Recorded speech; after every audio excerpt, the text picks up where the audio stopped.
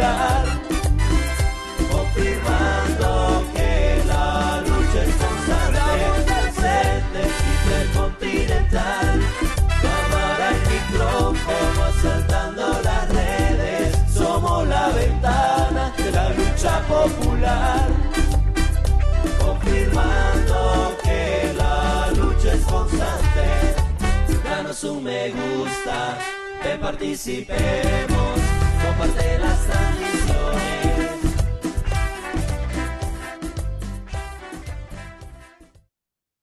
Buenos días, buenas tardes y muy buenas noches. Tengan todos ustedes que nos están sintonizando en la página del Frente Intercontinental, Ventana de la Lucha Popular Salvadoreña. Les agradecemos que compartan este enlace con todos sus contactos y también a las páginas a las cuales ustedes tienen acceso para que la información que hoy les traemos llegue a todos los rincones del planeta, allá donde hay un salvadoreño, una salvadoreña y un internacionalista interesado en lo que pasa en El Salvador.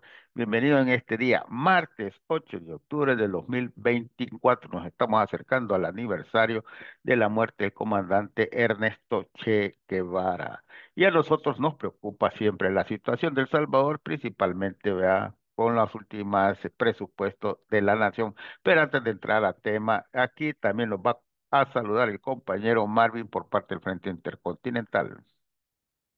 Eh, Muchas gracias, Carlos. Gracias a nuestros invitados especiales. Gracias por aceptar así casi de emergencia. Les agradecemos.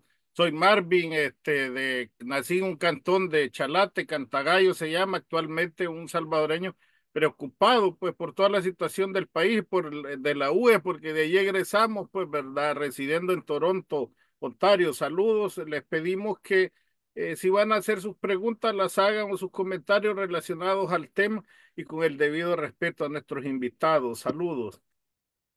Claro, yo los invito a todos ustedes también que pónganle atención a lo que aquí vamos a conversar porque a todos nosotros nos compete, ¿no? Como es el tema del presupuesto que se estuvo hablando, que se está dando ahorita en el país, está dando mucho de qué hablar, ¿vea? Y nosotros precisamente uno de los más afectados, uno de los sectores más afectados, que es la educación y la universidad, ¿no? Para eso nosotros tenemos también aquí dos invitados, ¿no? Que ahorita en estos momentos van a darnos un saludo y se van a presentar para que ustedes sepan con quiénes nosotros vamos a conversar. Si está por ahí, vamos a empezar con la compañera Remy Ocon. Bienvenida, Remy. Gracias, compañeros. Un gusto poder estar acá con ustedes, esta vez acompañándoles para hablar de este tema tan importante como es la Universidad de El Salvador y la coyuntura del país. Y bueno, yo soy miembro de la Junta Directiva de la Asociación de Estudiantes de Sociología de la Universidad de El Salvador. Bienvenida. Y también nos acompaña para este conversatorio el compañero Rafael Paz Narváez. Bienvenido, Rafa. Mucho, mucho gusto de estar nuevamente con ustedes y qué importante labor que realizan. Les hacemos un saludo. Cada vez hay más compañeros y compañeras de la universidad que conocen este programa y que le dan seguimiento. Muchas gracias. Bueno, les agradecemos por este espacio que nos están dando ustedes antes de este tiempo, como dijo Marvin, a quemarropa, que los tuvimos que consultar, porque así ha sido precisamente la discusión, porque el presupuesto que se presentó, que se empezó hace poco, y ha generado mucha discusión al respecto, razón por la cual nosotros los hemos invitado para que nos den ustedes, digamos, su análisis o sus opiniones al respecto, ¿no? Sobre ese presupuesto que ha sido presentado para la nación, en el cual el efecto hacia la educación es bastante deplorable, digámoslo, pues, vea, es realmente desastroso, pues, por decirlo así, desde mi punto de vista, ¿no? Pero para eso los hemos traído a ustedes para que nos den sus opiniones al respecto. Bien, Sí, solo eh, quisiera agregar, compañera, cómo ve la situación, digamos, post pandemia, y también nos preocupa el otro tema. Sé que vamos a ir abordándolo poco a poco, esa disminución en dos áreas tan medulares, pero en este caso, en el área de educación, pues, ¿verdad? El presupuesto presentado, porque ha ido disminuyendo para el 2025. La pregunta va para el profesor también, ustedes definen cómo contesta. Sí, quizás puedo dar yo primero una contextualización de la situación y ya posteriormente el compañero Narváez puede compartir más ya del tema de las reformas, porque hay que entender que venimos en la Universidad de El Salvador de un proceso post pandemia en el que estuvimos en la virtualidad por 4 años, cosa fuera de lo regular o de lo normal, porque todas las demás universidades privadas pudieron regresar a la presencialidad pues casi a 1 año o 2 años de el encierro que tuvimos. Entonces, la UES, bueno, ser de la UES o la universidad siempre es una cuestión que está en amenaza por ser la única institución de educación superior pública y en el que los estudiantes o el estudiantado no pagamos y tenemos este acceso a la gratuidad. Entonces siempre es una constante amenaza que tiene que estar en una defensa del sector estudiantil, docente y administrativo. Luego del encierro que tuvimos, 4 años de virtualidad, sí existe un desfase y un desgaste. Tuvimos, por ejemplo, compañeros y compañeras que además de hacer virtual el bachillerato, hicieron virtual el ingreso a la universidad y eso definitivamente perjudicó a nivel de calidad de educación, a nivel de la dinámica social que es tan importante para estudiar y para mantener una calidad. En el sector docente creo que también hubo mucho desgaste de atender grupos muy grandes también y también esta desconexión docente-estudiante que tuvimos que experimentar. Entonces, eso en el sentido de las relaciones y de la calidad que tuvimos. Posteriormente a eso, cuando creíamos que ya regresábamos a la virtualidad, tuvimos todo el contexto de los Juegos Centroamericanos, en el que la universidad fue prestada para ser sede, pero que de alguna manera, bueno, no de alguna manera, directamente paralizó nuevamente las actividades presenciales en casi todas las facultades, volviendo al mismo tema de perjudicar la calidad educativa que estábamos recibiendo. En ese sentido, como que muchos estaban esperanzados o con una perspectiva positiva al decir, ok, vamos a prestarlo, pero em, vamos a tener una renovación de infraestructura. Lamentablemente creo que no fue quizás los resultados que nosotros esperábamos, ya que la mayoría de las remodelaciones que se dieron fue a nivel del polideportivo, que está muy bien porque creo que es un lugar de recreación también para los compañeros y compañeras más aún para quienes estudian una carrera relacionada a ese espacio. Pero en los demás espacios fue más que todo la construcción o la pinta de las fachadas. Hasta el día de ahora, por ejemplo, no tenemos acceso pleno a la biblioteca central también, que pues es un lugar fundamental para la producción de nuestro conocimiento. Y bueno, algunas facultades que realmente no hubo ningún tipo de intervención, pero que fueron utilizadas como bodegas, por ejemplo. Entonces, a cuestión del espacio físico, la universidad sí se ha visto muy perjudicada y actualmente sí regresamos ya a la presencialidad y se percibe ese cambio de ambiente a la hora de recibir las clases, a la hora de poder relacionarse como compañeros, pero sí existe también yo siempre hablo de un desfase o una desconexión generacional en el que el estudiantado actualmente no entiende la dinámica estudiantil o académica como se entendió previo a la pandemia, que no es que estuviera en la situación más óptima para la calidad de educación superior que nosotros buscamos y soñamos, pero sí había una dinámica más estructurada y que permitía también la organización estudiantil. Ahora, ante esto, compañeros y compañeras que no han podido experimentar ese contexto, esa vivencia en la universidad, creo que ellos se encuentran en esta reconstrucción o búsqueda de una idea de identidad estudiantil también, porque nosotros sabemos, pues, la Universidad de El Salvador siempre ha sido un lugar donde se producen grandes pensadores, pensadoras, y sabemos que de alguna manera siempre se busca desarticular eso o desconectar. Ahora bien, antes de pasar al tema de las políticas públicas, creo que es importante también resaltar que sí ha habido cierta pasividad de los gremios que están adentro, o sea, de las autoridades centrales no hay consulta popular o abierta o plena para tomar este tipo de decisiones. Justo hablábamos antes de esto, que por ejemplo con los Codicader el problema no es que usen las infraestructuras del poli, sino que no hay una consulta, no hay un aviso previo para el uso de estos lugares. Tampoco sabemos bajo qué condiciones se están haciendo estos préstamos. Entonces ahí es donde empieza la duda. Si nosotros decimos que tenemos una estructura, porque dentro de la autonomía existe una estructura interna en el que nos permite tener prácticas democráticas, pero nadie tiene acceso a la información, al final estamos reproduciendo los problemas de país a un nivel micro, donde no hay consulta, donde no hay acceso a la información y donde sabemos que muchos espacios han sido tomados dentro de esto que conocemos como compadrazgo, ¿verdad? O sea, entre cheros, entre los mismos gremios, muchas veces no hay apertura a los espacios, incluso para las mismas organizaciones estudiantiles. Entonces, eso también creo yo que entramos como en esta contradicción de la defensa de la autonomía, pero también internamente cómo resolvemos estos problemas, que no justifica una intervención a nivel gubernamental hacia la universidad, pero sí existe una pasividad, posicionamientos tibios también que no sabemos si están a favor o en contra, si están consultando del lado de los estudiantes. Entonces, como esta ambigüedad también nos mantiene en cierta inestabilidad.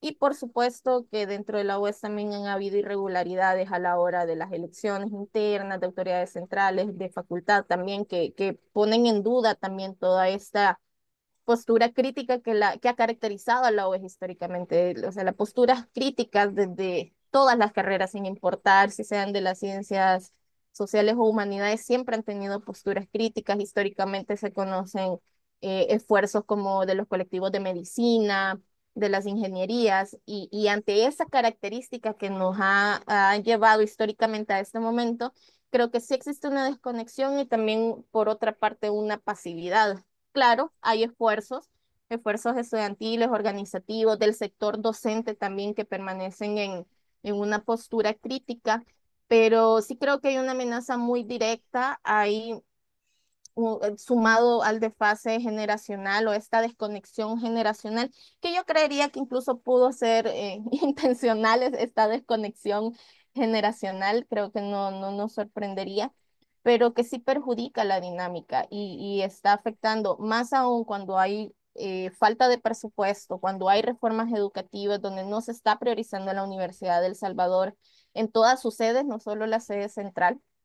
Creo que es importante poner atención en estas reformas en el que se sigue adeudando y se sigue haciendo contrapropuestas que podrían pensarse como bien intencionadas, pero que realmente lo que hacen es socavar más a la educación pública. Y esto se ve reflejado, por ejemplo, en el examen de admisión que acaba de suceder el fin de semana este que pasó, en el que se ve una baja de aspirantes. O sea, hemos pasado de 24.000 aspirantes a 17.000, que es una baja muy significativa. Y eso también refleja la situación del país y también cuánto se está impulsando la educación, pero también qué oportunidad de soñar profesionalmente se le está dando a las juventudes. Pues, o sea, si para un joven no es factible ir a la universidad porque prefiere emigrar o trabajar de una sola vez, creo que eso dice mucho del enfoque que queremos tener a nivel de políticas públicas también.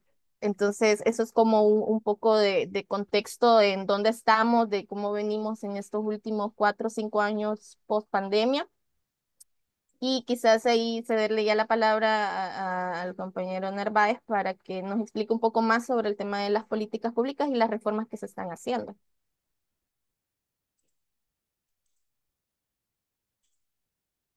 Muy bien. La Universidad de El Salvador prácticamente ha sido objeto desde el año 2020 de una política pública orientada a básicamente a neutralizarla y aniquilarla, ¿no? Lo primero, el manejo de la pandemia fue un manejo generalizado, prácticamente a instalar el miedo en la población. Estuvimos 84 días en confinamiento domiciliar. A las personas que tenían necesidad de salir se les perseguía, se les capturaba, se les llevaba a centros de confinamiento. Fue un antecedente del régimen de excepción actualmente vigente. La Universidad de El Salvador, pues prácticamente se mantuvo todo ese periodo en confinamiento, ¿verdad? Se empezaron a implementar las clases en líneas y aunque después de ese periodo, 84 días, otras universidades empezaron a recuperar la presencialidad en la Universidad de El Salvador, la presencialidad, la atención en línea y falta de presencialidad se prolongó por prácticamente un año más hasta que llegaron en el 2023, la 2022 ya se empezó a hablar de que se iba a prestar la UE para los Juegos Centroamericanos y que iba a haber una reconstrucción total, cosa que nunca ocurrió y sí se mantuvo la universidad en línea 2020, 2021, 2022, hoy hasta el segundo semestre de 2024, gracias a la presión universitaria de organizaciones estudiantiles, de organizaciones docentes, al acompañamiento del movimiento popular, del bloque de resistencia y rebeldía, a una gran resonancia en los medios de comunicación, es que la Universidad de El Salvador logró retornar la presencialidad.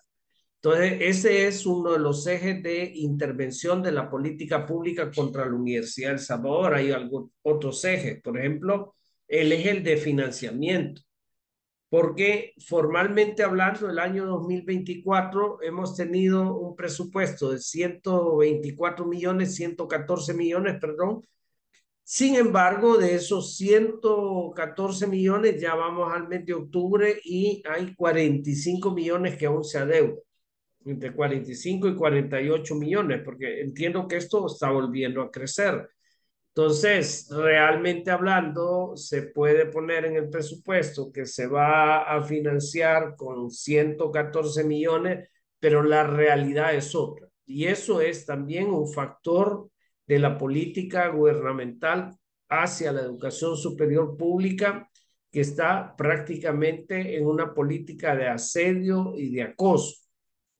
Si a eso sumamos que querían reformar la ley de educación superior y que en la nueva ley de educación superior ni siquiera se mencionaba la existencia de la Universidad de El Salvador, prácticamente iban por un camino de eliminar la universidad, como se han atrevido a eliminar ISAFOR, el IGESTIC y otras entidades públicas que prestan un gran servicio a la nación. Entonces, en la actualidad, nosotros tenemos otros ámbitos de intervención. Hay una campaña de desprestigio enorme contra la Universidad de El Salvador, que prácticamente con troles pagados, troles que están constantemente denigrando, digamos, que aquí en la universidad se hace labor de adoctrinamiento político, etcétera, ¿no? Hay una cantidad de libelos, ¿verdad? Que se han sacado durante los últimos 4 años a partir de los youtubers y los influencers pagados, ¿verdad? Que son, ya está completamente probado que son pagados con el dinero público para desprestigiar a todo aquel que no esté de acuerdo con el gobierno, con la política educativa de educación superior del actual régimen. Entonces, tenemos una situación en la cual la Universidad de El Salvador ha sido profundamente afectada por esta política de educación superior. Si tuviese posibilidad de compartir pantalla, me gustaría mostrar, por ejemplo, acá algunas de las condiciones en las que está la Universidad de El Salvador, ¿verdad? En este momento. Tenemos acá, estos son, por ejemplo, cabañas, las aulas de humanidades, en las cuales se utilizaron para sacar todos los pupitres que estaban en los edificios donde se iban a alojar atletas y que en la actualidad, después de 4 años, se los ha prácticamente acabado el Comején. Ahí se guardaron también equipos de informática, los laboratorios de la universidad fueron desmontados de tal manera que aquí tenemos, por ejemplo, un aspecto de la de la biblioteca central, ¿no? La biblioteca central está como un almacén de depósitos. Los estudiantes no pueden llegar y consultar aquí en la biblioteca central porque aún está en una situación de deterioro por la intervención que hizo el INDES y el MOP. Entonces, esto es parte de la intervención que ha existido contra la Universidad de El Salvador. Permítame, creo que no sé cuál estoy, si estoy compartiendo efectivamente la imagen de la biblioteca. No, la biblioteca no No, está compartiendo, las cabañas la, es. Ah, la las cabañas, cabaña. permítame. Vamos a...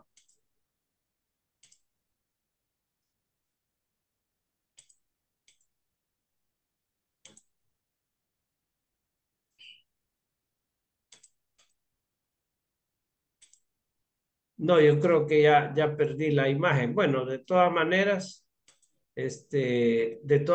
digamos, tienen ustedes acá vamos a salir del uso compartido.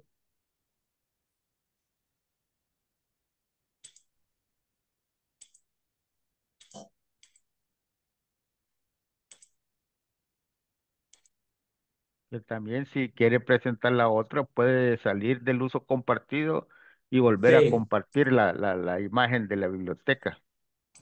deme un segundo acá. Dejar de compartir. Correcto. Ya dejé de compartir. Está bien, entonces hay una situación en la cual la Universidad de El Salvador ha sufrido un franco deterioro en su infraestructura. Tenemos nosotros así una situación en la cual realmente el presupuesto de la Universidad de El Salvador para el año 2025 se requiere que sea un presupuesto tal como lo presentaron las autoridades, un presupuesto de 350 millones de dólares. 354 millones de dólares fue la propuesta de presupuesto que se presentó al Ministerio de Hacienda, pero el Ministerio de Hacienda de una forma muy agresiva prácticamente se ha negado a considerar ese financiamiento y ha dicho que hay que regresar al presupuesto del año 2024. Y ese presupuesto del año 2024, esta es la imagen de la biblioteca. Así está la biblioteca de la Universidad de El Salvador. Quizás han habido algunos cambios, pero es una biblioteca que está inutilizada. Entonces, y eso a raíz de la intervención que hizo el INDES y, y el MOP en la universidad. Entonces, se han dañado laboratorios de informática, se han dañado otro tipo de laboratorios, es necesario reponer equipos, es necesario reponer aulas, es necesario reparar edificios como el anexo de ciencias sociales que no fue absolutamente reparado. Entonces, las cabañas H necesitan una reparación extensa. Entonces, toda aquella gran promesa del presidente, del candidato a presidente que llegó y que ha incumplido completamente, está, digamos, comprobado en este momento. Entonces, se necesita un presupuesto adecuado para la Universidad de El Salvador, no que te digan, le vamos a dar 114 millones de dólares y en la realidad solamente dan la mitad, porque en este momento el presupuesto que está promoviendo el gobierno para el año 2025 tiene un profundo rechazo del sector salud, tiene un profundo rechazo del sector educación, los maestros y las maestras, los sindicatos ya están acompañando a maestros y maestras, que va a haber una próxima marcha el 19 de octubre en contra de proyecto de presupuesto 2025 que hace un recorte millonario de gastos en educación, lo que implicaría el despido de una gran cantidad de trabajadores, hace recortes millonarios en la salud, lo que también va a implicar no solo un deterioro aún mayor de la calidad de la atención a los pacientes. De la misma manera, a la Universidad de El Salvador se le pretende mantener en un presupuesto de 114 millones de dólares que además no es realmente cubierto. Entonces, la Universidad de El Salvador debe reclamar, junto con los sectores magisterial y el sector salud, debe reclamar un cumplimiento de un presupuesto para el año 2025 en el cual se considere una dotación de recursos financieros para recuperar la funcionamiento idóneo de la Universidad de El Salvador, porque no tiene ningún pretexto para decir que El Salvador está en crisis. Este gobierno ha gastado una gran cantidad de fondos, no ha dado cuenta en qué ha gastado los fondos, no tenemos una crisis particular, o sea que no da cuenta de los fondos y quiere, como dice, someter a una austeridad a la gran mayoría de la población sin ninguna razón más que apoderarse esta élite gobernante, este clan familiar de los recursos de educación, de los recursos de educación superior y los recursos de salud. Entonces, como Universidad de El Salvador, nosotros vemos este momento como un momento extremadamente preocupante.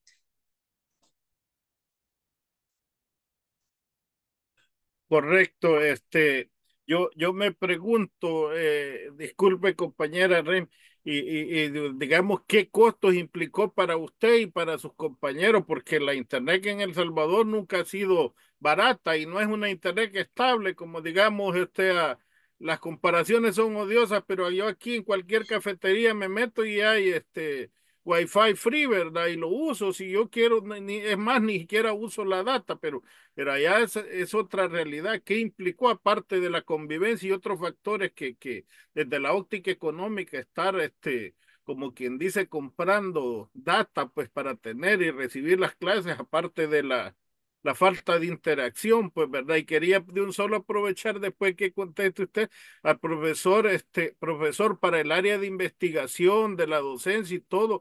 ¿Ha habido presupuesto en estos años? Le cedo la palabra primero a las compañeras. No sé si Carlos tenés alguna pregunta. No, no, que le entre con esa que después me va a surgir otra a mí.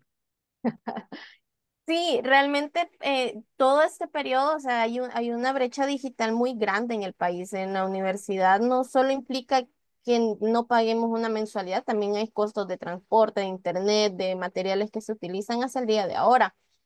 Yo recuerdo luego de la pandemia sí hubo mucha gente que se retiró porque no tenía acceso a internet o no poseía, por ejemplo, una laptop, que no es lo mismo recibir o trabajar cuestiones académicas con una computadora por ejemplo, a la hora de que se repartieron computadoras, tablets, bueno, no nos consta el abordaje que tuvo, no se incluyó, por ejemplo, a la universidad pública en ese caso y hubieron muchos estudiantes que se retiraron, otros con mucho esfuerzo tuvieron que costear paquetes de datos. No es que tuvieran internet residencial todas las personas, muchos paquetes de datos. Los docentes en ese caso flexibilizaron bastante las entregas de trabajos, las dinámicas de clase por las circunstancias en las que estábamos, pero también tenemos que tener en cuenta que en la UES no todos tenemos las mismas condiciones para estudiar. Y yo creo que eso es lo vital y lo importante a la hora de seguir considerando un presupuesto digno para la universidad, porque no todos estamos en las mismas condiciones.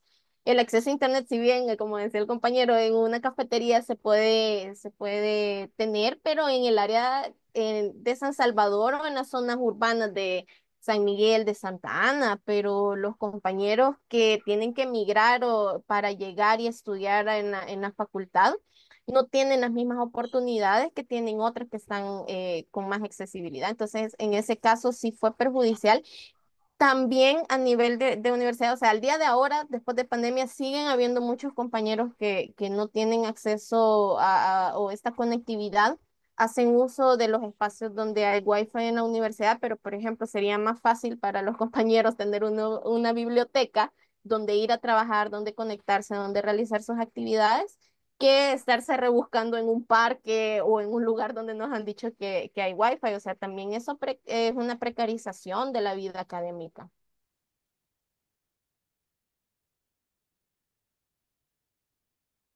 Así es, no, yo estaba pensando, y en voz alta, a veces me gusta pensar así a mí en voz alta, ¿no?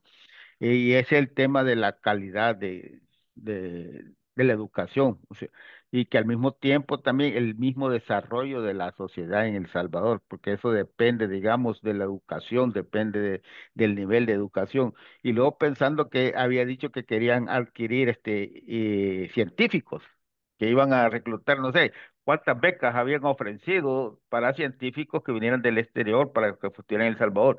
Yo no sé si el reducir el presupuesto de la universidad va a motivar a los benditos científicos o si ya estaba incluido, digamos, esos científicos.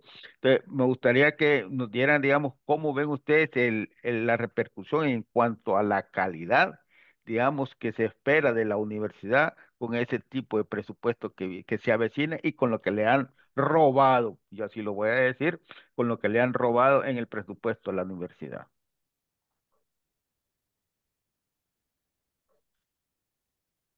Rafael, tiene el micrófono Sí, abierto. sí, correcto, correcto.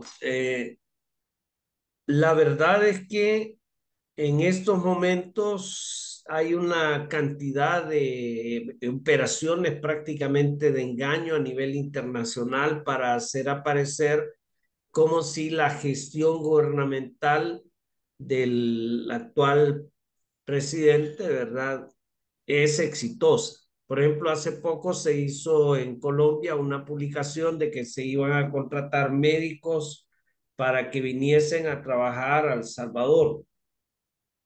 De eso no se ha concretado nada.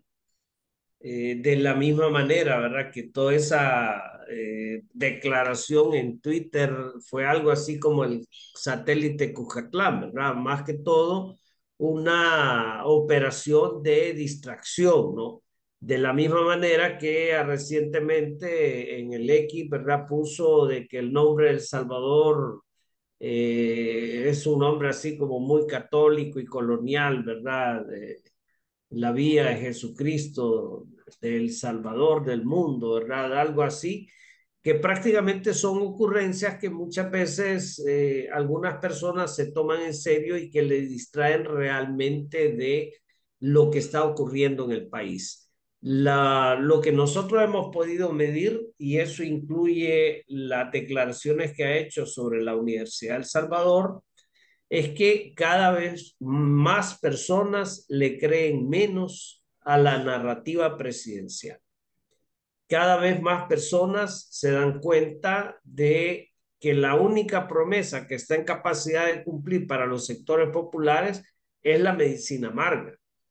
La Universidad de El Salvador, la gran mayoría de estudiantes está satisfecha de haber retornado a la presencialidad. Consideramos que es un logro después de prácticamente 4 años de estar exigiendo el retorno a la presencialidad. Es un logro haber retornado a la presencialidad, si no 100%, porque en humanidades faltan aulas, faltan laboratorios que rehabilitar, pero sí hemos regresado en gran porcentaje. Pero esto ha sido en contra de la voluntad del gobierno actual. Entonces, eso de que va a contratar profesores extranjeros y que va a traerlos a El Salvador, de momento ha quedado tan desenmascarado como las propuestas y promesas que hizo cuando llegó a la universidad siendo candidato a presidente, de que iba a subir el presupuesto, de que iba a mejorar la biblioteca y 19 promesas más que han quedado completamente desmentidas, digamos, por la misma práctica. Entonces, Nosotros no esperamos para este año, para la Universidad de El Salvador, en este escenario que se está desenvolviendo, con un presupuesto de país que se ha propuesto que prioriza, hay aumentos para la Fuerza Armada, hay aumentos para Casa Presidencial y prácticamente todos los demás rubros, todos los demás ministerios, educación, salud, cultura, agricultura, medio ambiente, van hacia una reducción. Entonces, eso está en el contexto de negociación con el Fondo Monetario Internacional. Prácticamente está queriendo implementar un ajuste fiscal, ¿verdad? Un paquetazo de ajuste fiscal, y eso va a afectar, y ya la Universidad de El Salvador está profundamente afectada. Si este nuevo presupuesto del año 2025 se aprueba tal como está presentado, las consecuencias contra la Universidad de El Salvador van a ser todavía peores, porque si no ha cumplido con los 114 millones que estableció para este año y que no son suficientes para reparar todos los daños que han habido a partir de la intervención del MOPUES, con ciento, y que no, además no lo desembolsa todo, porque no solo ha reducido el rubro educación, el rubro educación superior, el rubro salud, sino que además no desembolsa todo el dinero. Entonces, estamos en una situación extremadamente crítica para el conjunto de sectores populares y especialmente también para la Universidad de El Salvador.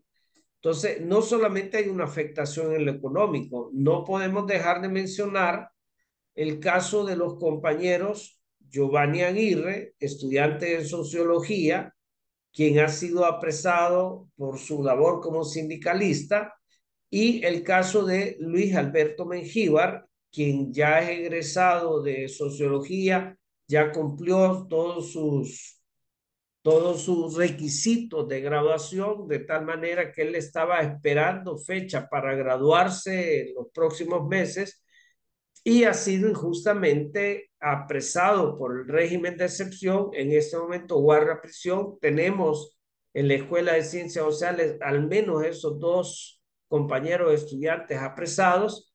Hay por lo menos otros dos estudiantes de los que tenemos noticias: Samuel Flores, de la Facultad Multidisciplinaria Occidente, estudiante de medicina, y Sofía Esmeralda Ortiz, ¿verdad? Que es estudiante de fisioterapia en la Facultad Multidisciplinaria, en la Facultad de Medicina, perdón. Entonces, esos son los estudiantes que tenemos noticias. Muy probablemente hay más estudiantes que están apresados, que también es un factor que está afectando a la Universidad de El Salvador de otra manera, ¿verdad? Porque las personas se sienten amenazadas pese a la agresión del gobierno contra el gremio magisterial, contra el gremio de salud, contra la misma Universidad de El Salvador. El miedo que han instalado es algo que poco a poco se va derrotando, pero eso también ha afectado a la Universidad de El Salvador.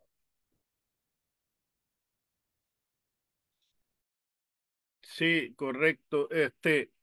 Nos llama la atención, digamos, como, y no me voy a detener en eso, pero solo voy a hacer mención, pues, ¿verdad? Cuando llegó a dar el show, el candidato en aquel momento, Bukele, prometió 4 sedes. Yo entiendo que ninguna ha hecho, pues al contrario, ha habido una disminución, como usted dice, y otra cosa que no es específicamente contra estudiantes de la UES, pero hace una semana salió una noticia en el cual hasta meten perros, pues, ¿verdad? Entiendo que al inframen o a un instituto, no recuerdo exactamente, una medida de amedrentamiento, pues, a los estudiantes. Eso es por un lado, pero por el otro lado, y voy a dar este dato aquí, yo leo a veces información de la DEA. La DEA dice específicamente que en El Salvador ahora está pasando más drogas, pero se está decomisando menos. El promedio de los gobiernos anteriores andaba entre 11 y 15 toneladas por año de decomiso.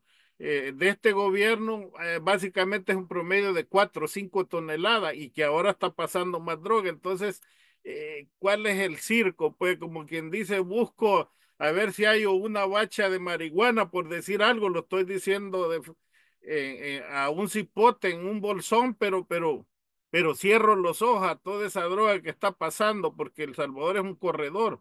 Ese es por un lado. Por el otro lado, Remy bien decía, o sea, ¿cómo es que los estudiantes universitarios hay dinero para pagarle 41,000 dólares mensuales al presidente del Banco Central de Reserva, y no hay para darle a Remy a los estudiantes universitarios una láctea adecuada? Pues si van a estar, digamos, en el tiempo que estuvieron fuera de las aulas, pues, ¿verdad?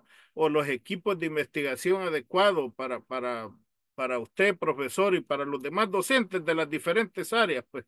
¿Qué pasa? ¿Cuál es la política de este gobierno? No.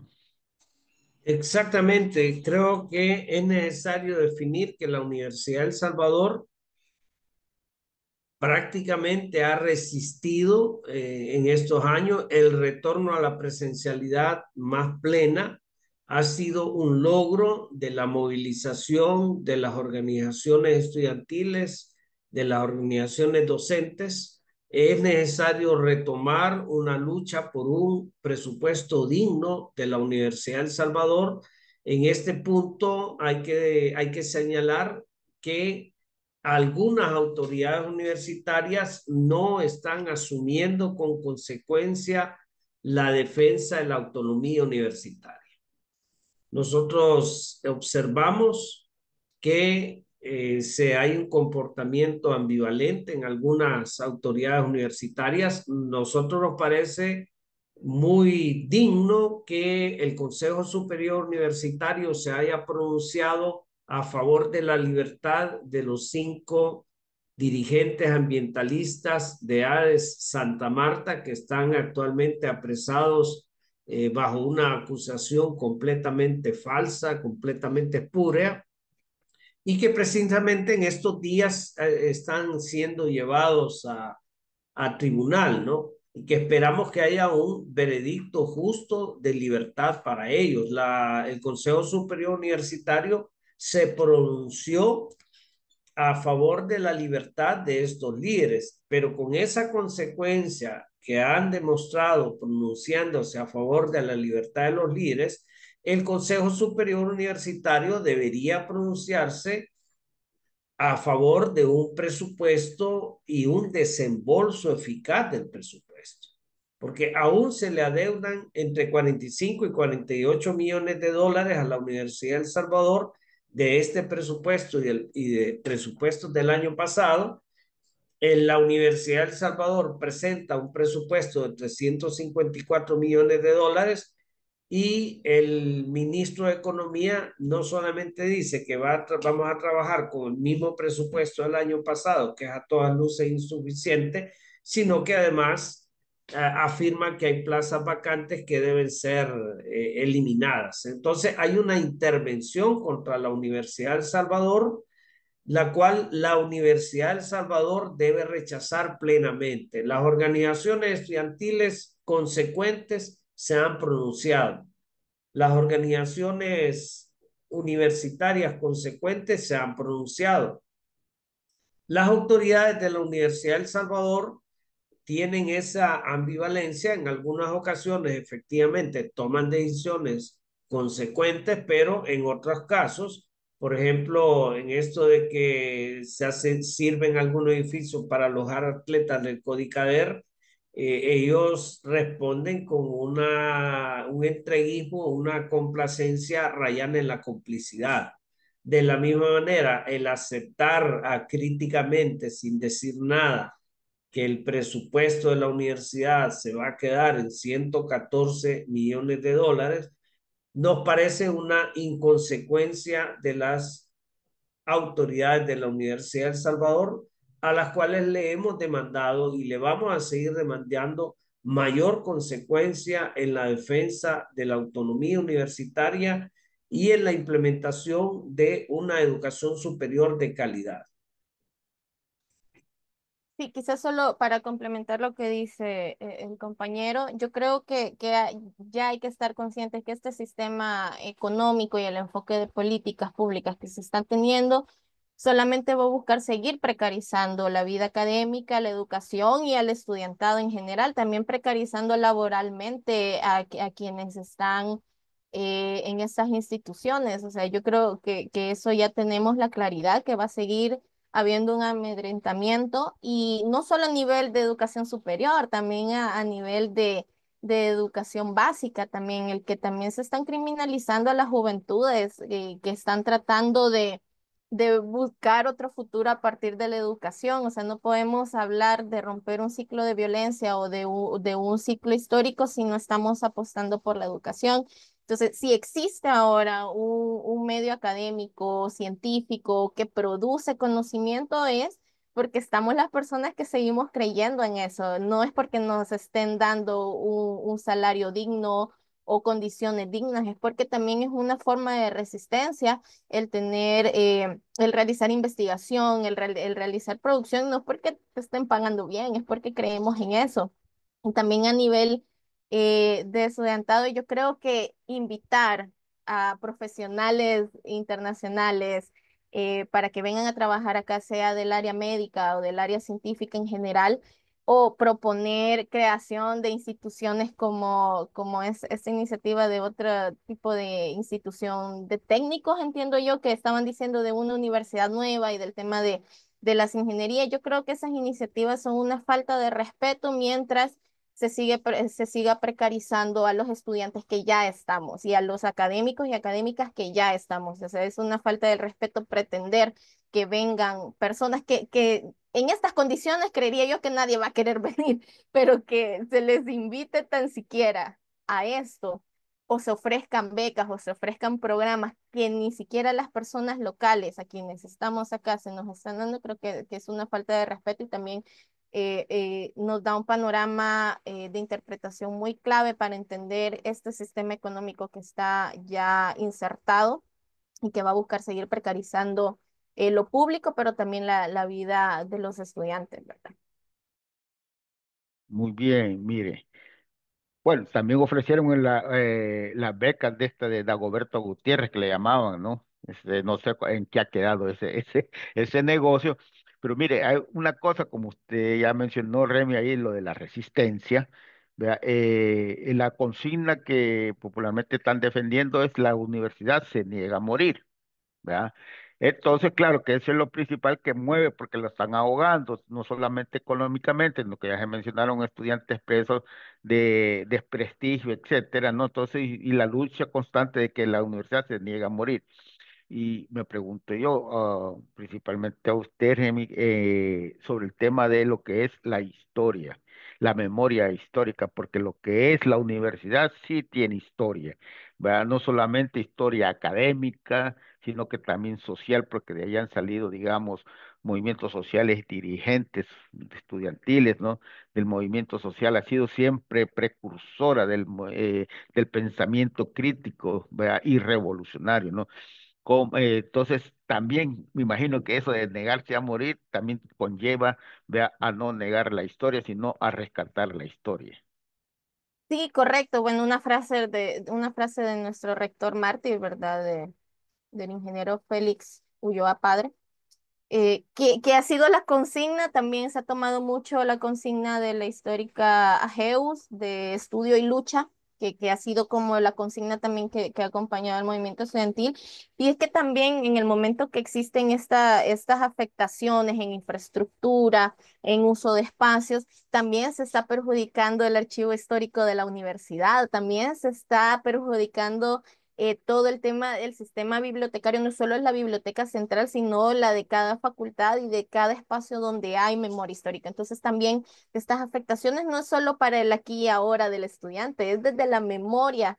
Entonces yo sí creo que hay muchas iniciativas a nivel de Facultad de Ciencias y Humanidades, hay muchas iniciativas a nivel de carreras que se está rescatando, resaltar que en la Escuela de Ciencias Sociales no solo está sociología, también está historia, antropología sociocultural y trabajo social, que yo creo que son las carreras fundamentales y aún con todo existen a veces amenazas o rumores de desarticular carreras de este tipo, pero porque somos quienes al final de alguna forma protegemos y sobrellevamos también la historia para nuestra realidad. O sea, yo creo que también una gran labor que se tiene ahora y es este diálogo generacional entre docentes y también estudiantes, es que se siga viviendo esa historia, el saber que caminamos por el mismo lugar o la misma ruta que nuestros mártires estudiantiles recorrieron, que los grandes académicos que tenemos a nivel de país se formaron en la universidad y son la ruta que nos abrieron para seguir avanzando. Entonces, cuando hablamos de afectaciones, por supuesto que hay una afectación a la memoria histórica interna de la UES. A veces hay una apropiación también irresponsable en el que queremos retomar consignas sin ser consecuentes, como dice el LIC, pero yo creo que existe la resistencia no solo desde la producción de cosas nuevas, sino desde la memoria histórica que se está rescatando y de quienes están haciendo un esfuerzo para que eso se mantenga vigente. Sí, merece atención también este aspecto que mencionó de las becas Dagoberto Gutiérrez, ¿no? Ese es un lavado de cara, dice la Asamblea Legislativa que va a canalizar algo de los fondos que dedica a sus empleados a un fondo de becas de 5 millones de dólares de becas Dagoberto Gutiérrez.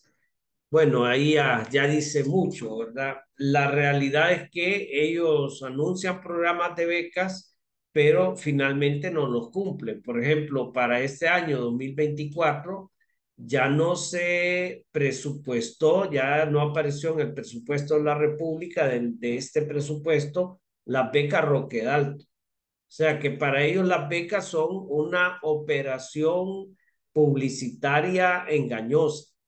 O sea, las becas Fantel prácticamente el dinero se lo apropió el Estado, ya no están funcionando, supuestamente le cambió el nombre a Roque Dalton, las becas ya no funcionan, estas becas Dagoberto Gutiérrez, que es una operación publicitaria en la Asamblea, realmente sí es de preocupación que el fondo de becas para la Universidad de El Salvador ha sido una preocupación constante cubrirlo y que dentro de este paquete de 114 millones de dólares que no se dan, no se transfieren completamente, los estudiantes becarios de la Universidad de El Salvador han sido afectados porque no se les dan los desembolsos a tiempo. Son becas realmente hablando que no son becas extraordinariamente dotadas, ¿verdad? Son becas bastante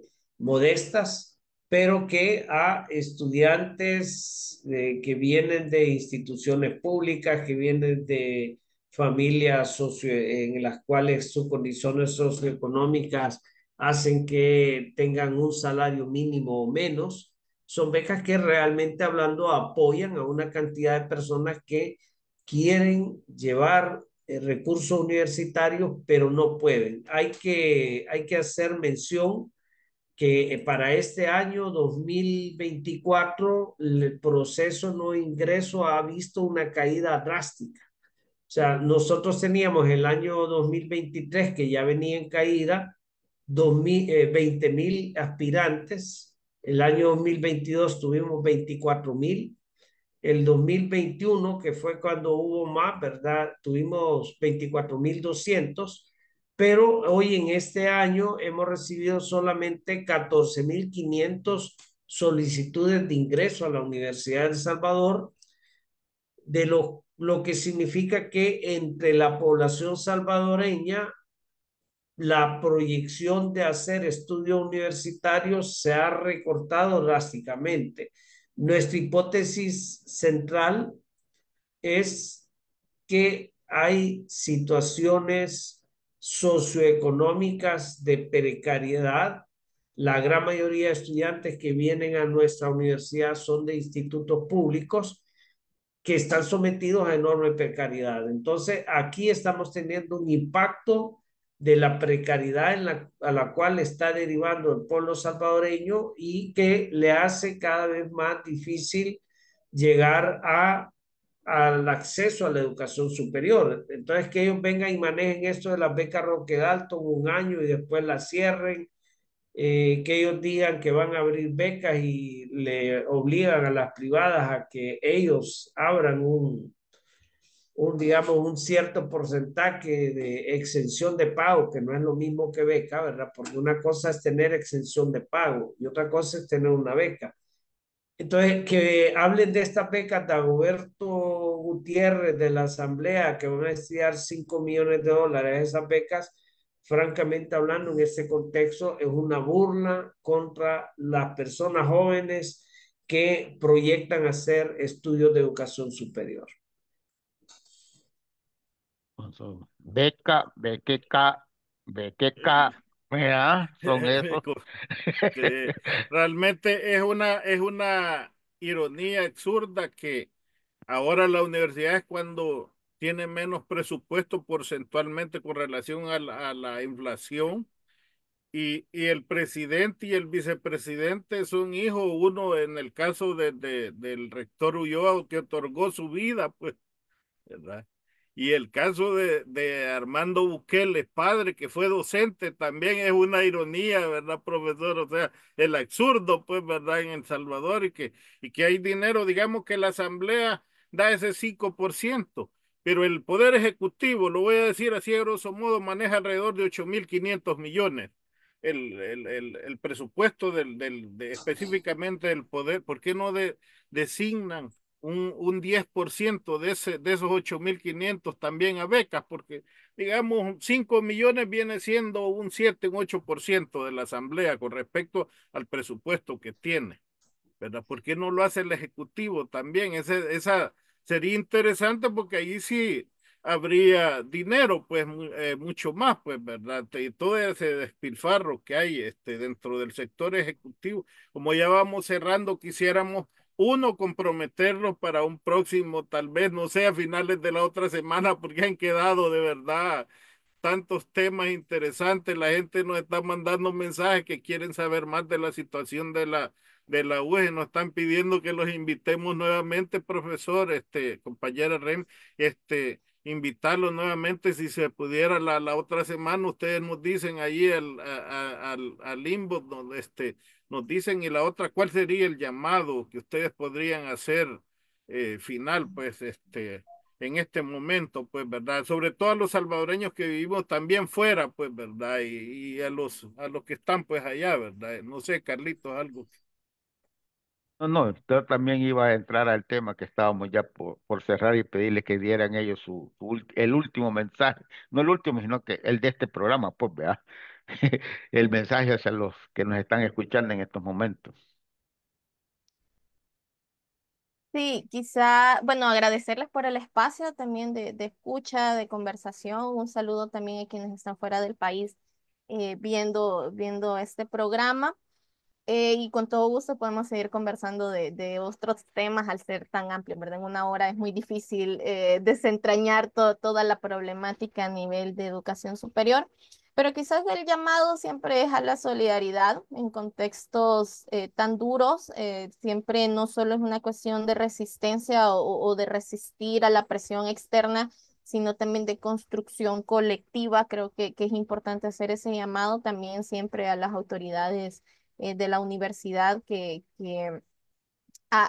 siempre haya una apertura al diálogo, una apertura de consulta, pero también posicionamientos claros en defensa de la educación superior y también la solidaridad hacia la población joven que está siendo tan criminalizada, estigmatizada en este contexto en el que ya no solo es una cuestión de la educación superior pública, sino también del tema de institutos de nivel de bachillerato y básica que están siendo también criminalizados y poco incluidos en estos programas que dicen reconstruir un tejido que está roto todavía y que no vamos a poder reconstruir hasta que exista una verdadera preocupación por invertir y que no duela invertir en educación y en salud. Creo que eso es una verdadera vida digna para quienes no solo es que seamos el futuro de un país, somos el ya también de este país. Entonces creo que ese es el llamado siempre a la solidaridad, también a la resistencia y a la apuesta por las juventudes que siempre son los más perjudicados en este tipo de crisis políticas, sociales, culturales, económicas, ¿verdad? Entonces, reiterar mi agradecimiento por el espacio. Muchas gracias, Sí, Rafa. muchísimas gracias por la invitación. Si como Universidad del Salvador estamos, digamos, eh, en disposición de seguir conversando con todos ustedes, y habría que mencionar que vamos a requerir un apoyo internacional al apoyo para obtener la libertad de compañeros estudiantes universitarios apresados. En particular, nosotros estamos tratando de movilizar esfuerzos para obtener la libertad de Giovanni Antonio Aguirre, compañero estudiante de psicología que ha sido capturado porque él también es sindicalista y es parte de los compañeros sindicalistas que ha sido capturado. Algunos organismos humanitarios, UNIDEC y Socorro Jurídico Humanitario, también están velando por la libertad del compañero.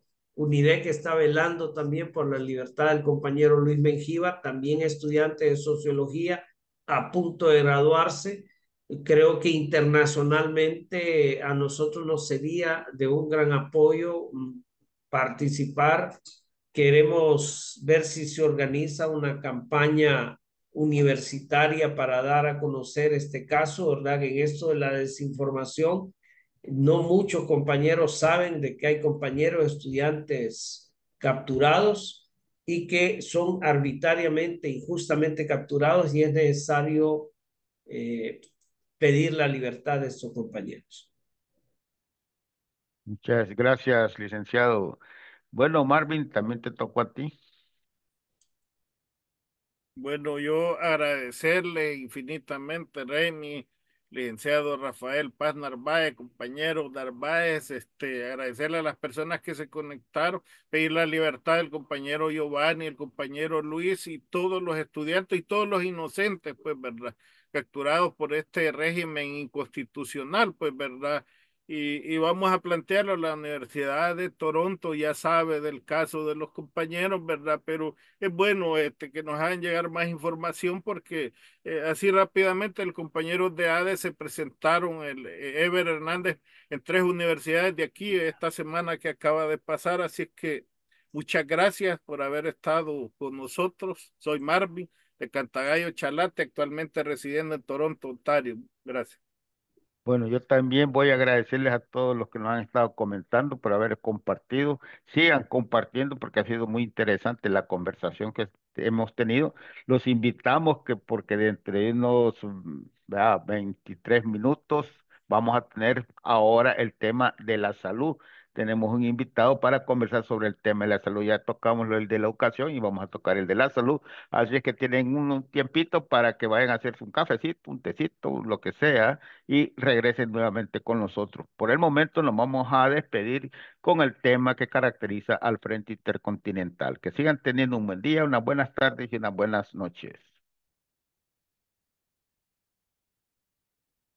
Somos el Frente Intercontinental, cámara y micrófono saltando las redes. Somos la ventana de la lucha popular, confirmando que la lucha es constante. Frente Intercontinental, cámara y micrófono saltando las redes. Somos la ventana de la lucha popular, confirmando que la lucha es constante. Danos un me gusta, participemos, comparte las